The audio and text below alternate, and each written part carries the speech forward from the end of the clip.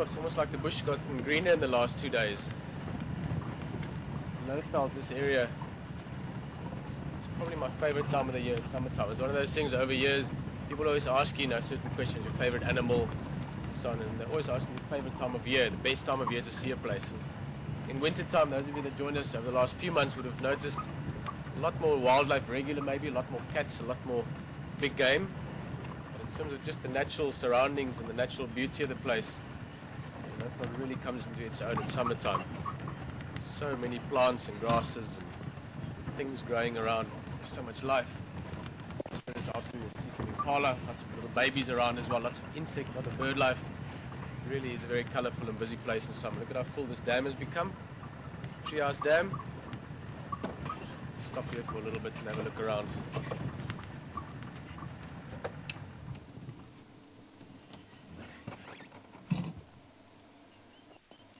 Always just those beautiful reflections on the water. Not much rain really, not much wind I mean. A little bit of a breeze just rippling the water slightly.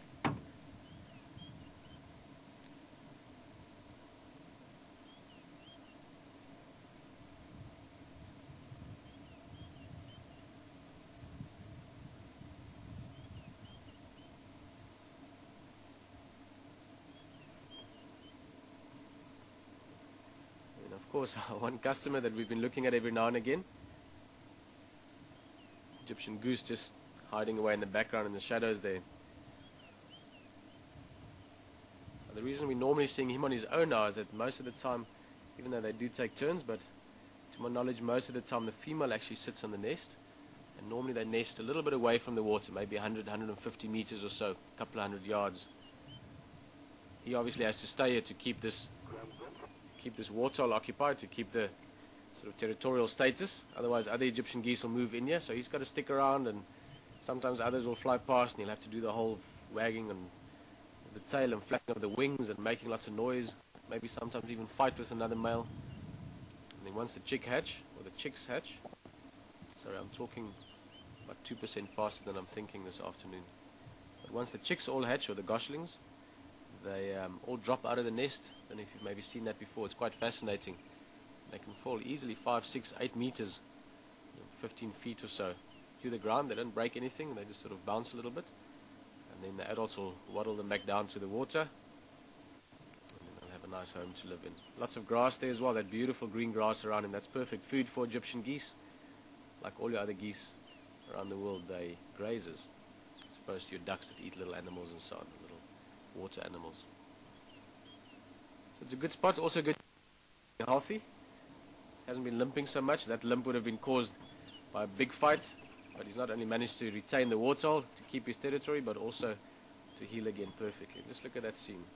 It might just be a goose, but what an amazing sight.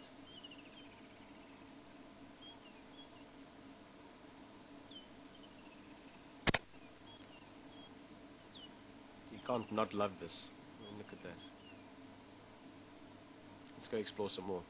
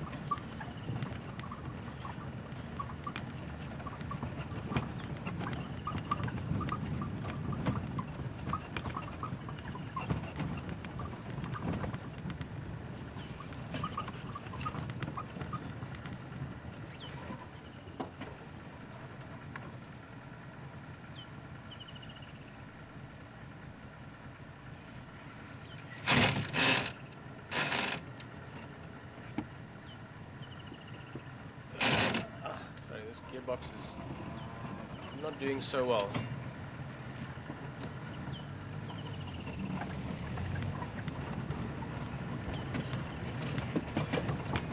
Yeah.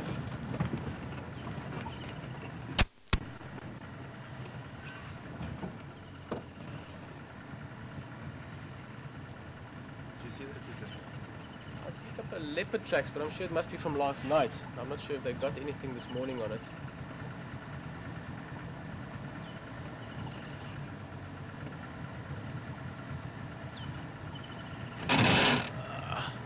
Just want to have a look at those tracks quickly.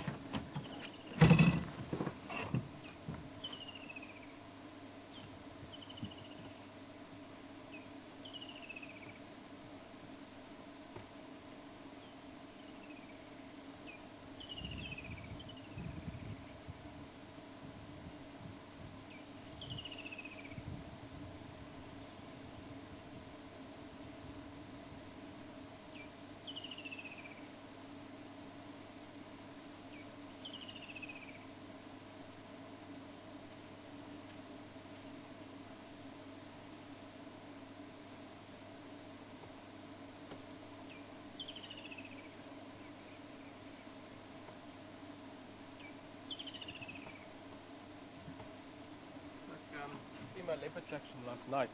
Let's have a little squiz around. I don't think it's worthwhile following it up now, but it's good to know when she's been around. Just gonna have another look.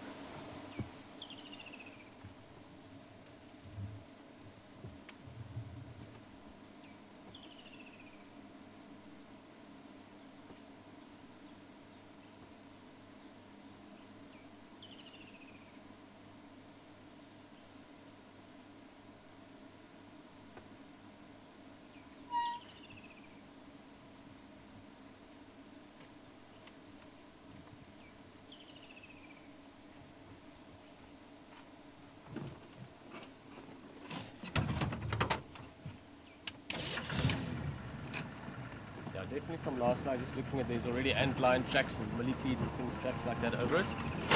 But looks like gorillas tracks. She must have come through here.